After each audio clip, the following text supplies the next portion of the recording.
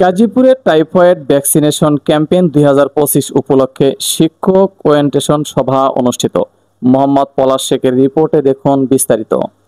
সিরাজগঞ্জের গাজীপুর উপজেলার চরাঞ্চলের আসন্ন টাইফয়েড ভ্যাকসিনেশন ক্যাম্পেইন 2025 সফলভাবে বাস্তবায়নের লক্ষ্যে শিক্ষকদের নিয়ে এক ওরিয়েন্টেশন সভা অনুষ্ঠিত হয়েছে।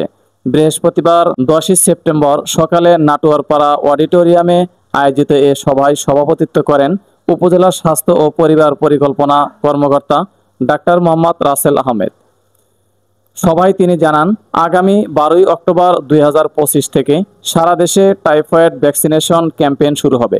এই কর্মসূচির আওতায় 9 মাস থেকে 15 বছরের কম বয়সী সকল শিশুকে বিনামূল্যে একটি করে টিসিবি টাইফয়েড কনজুগেট ভ্যাকসিন টিকা প্রদান করা হবে।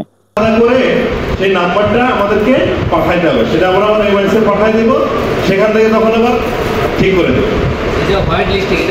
টিকা গ্রহণের জন্য প্রত্যেক শিশুর ডিজিটাল জন্ম নিবন্ধন নম্বর দিয়ে ওয়েবসাইট নিবন্ধন করতে হবে। নির্ধারিত দিনে টিকা গ্রহণের সময় টিকা কার্ড সঙ্গে আনতে হবে। সবাই প্রজেক্টরের মাধ্যমে টিকা নিবন্ধন প্রক্রিয়া, টিকা কার্ড ডাউনলোড ও মোবাইল নম্বর পরিবর্তনের নিয়ম ব্যবহারিকভাবে দেখানো হয়।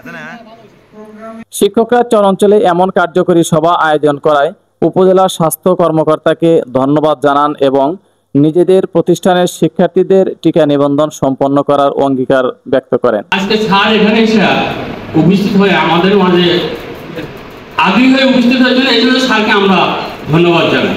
সভা শেষে ডাক্তার মোহাম্মদ রাসেল আহমেদ চরাঞ্চলের বিভিন্ন কমিউনিটি ক্লিনিক পরিদর্শন করেন এবং সেখানকার স্বাস্থ্যসেবা কার্যক্রম পর্যবেক্ষণ করেন।